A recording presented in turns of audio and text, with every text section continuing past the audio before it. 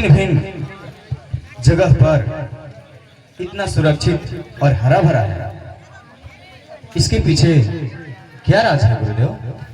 कृपया आप बताइए।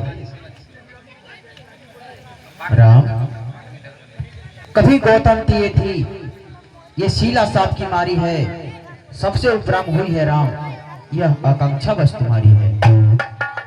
राम, एक समय गौतम ऋषि स्नान को जाते थे, तभी देवताओं का राजा इंद्र ने चंद्रमा को कपटी मुर्गा बनाकर 12 बजे रात्रि में बुलवा दिया। गौतम को लगा अब भोर हो चुकी है और वह प्रत्येक दिन की भांति वह गंगा स्नान को चल दिए। जैसे ही वह 12 बजे रात्रि में गंगा में प्रवेश किए, गंगा माँ ने उन्हें डांट कर बोलिए, गौतम तुम वापस चले जाओ, अभी तो अर्धरात्रि है। गौतम ऋषि जैसे ही अपने कुटिया के समक्ष पहुंचे, उनका नजर एक पल के लिए नकली गौतम पर पड़ा। गौतम को छल, उनको मालूम हो गया देवताओं का राजा इंद्र ने मेरे साथ छल किया है। तभी क्रोधवश होकर अपने पत्नी अहिल्या को श्राप दे दिए। तभी से यह शिला पत्थर की शिला बन चुकी है। इस पापी पथरी को पद रचका चितन चुरंदो, यह पतित पावन है, यह संजीवन मृत को सजीवन दो। हे राम, यह आपकी चरणों की धूली चाहती है, आप कृपा करो, कृपा निधान। गौतम नारी श्राप बसाऊ फल देह धरि धीर, चरण कमल रज चाहती कृपा करहु रघुवीर। जो आ गया गुरुदेव।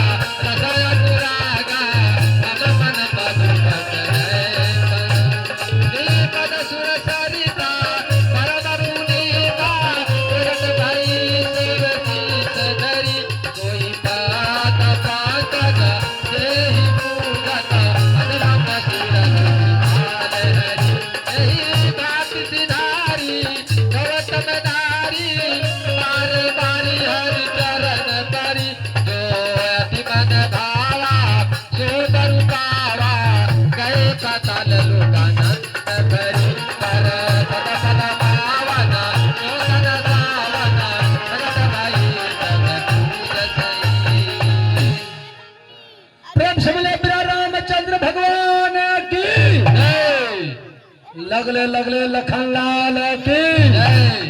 अब उपेंद्र ठाकुर उर्फ ठपल ठाकुर या आदित्य ठाकुर ओरिजिनल ठाकुर, आप जहाँ भी है कृपया आरती ले जाइए और आप लोग आरती को ग्रहण करेंगे।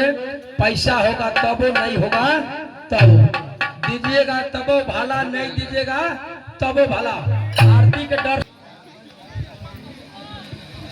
हेलो, हे सुजान रणवीर, मेरा मन कहता है हम लोग इसी अमराई बाग में रुके। गंगा जी के दर्शन। जैसी आपकी आज्ञा हो गुरुदेव। गंगा स्नान होगा, इसके बाद हेलो। यह इतनी विशालकाय कौन सा नदी है गुरुदेव? कृपया आप विस्तार से बताने का कृपा करें। राम, यह नदी आप ही की कुल की नदी है। आप ही के कुल में सागर नामक एक राजा थे जिनके दो पत्नियां थी। एक पत्नी के कोख से एक पुतली पैदा हुआ जिसमें 100 बच्चे निकले जो बहुत ही अत्याचारी निकले और वह अपने अपने प्राणों की हत्या कर दी तथा दूसरे पत्नी के कोख से एक बच्चा पैदा लिया जिनका नाम भागीरथी पड़ा। भागीरथी ने अपने भाइयों पितरों की अस्थियां को तारने के लिए ब्रह्मा की तपस्या की। ब्रह्मा ने वरदान के रूप में उनसे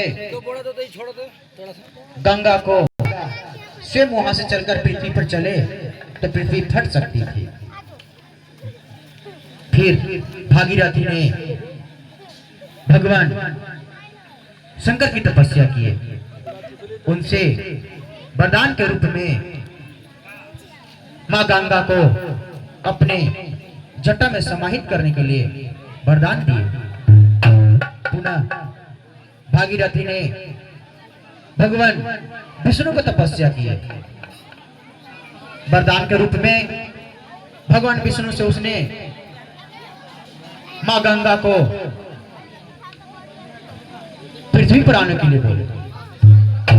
गंगा वहां से चलकर मृतलोक में शंकर जी के जटा में समा गई और उनकी वेग को कम करते हुए गंगा वहां से चलकर पृथ्वी पर आई। आगे आगे भागीरथी चले जहां उनकी पितरों की भाइयों की अस्थियां थी और मां गंगा उनके पीछे पीछे चली जहां उनकी पितरों की अस्थियां थी। इस तरह भागीरथी ने अपने भाइयों का उद्धार किया। इस गंगे का नाम भागीरथी भी है। आओ हम सब मिलकर इनका पूजा करें। ये तो बड़ी विचित्र कहानी है गुरुदेव। आपने यह कहानी कहकर हमारे तन मन को शुद्ध कर दिया। हमारे पूर्वजों की बात याद दिलाकर हमें कृतार्थ कर गुरुदेव। चलिए जैसी आपकी आज्ञा हो। मंगल भवनाय मंगल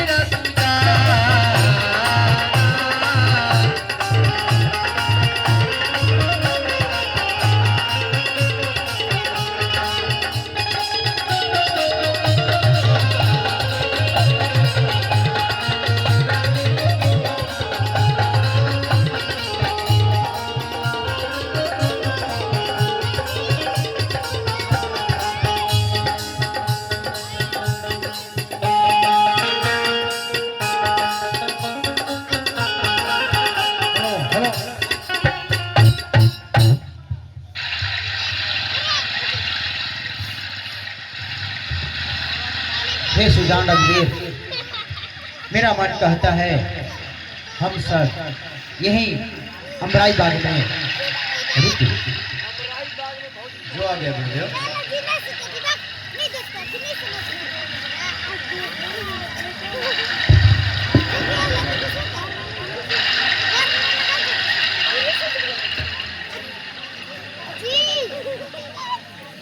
किनको याद नहीं किया हमने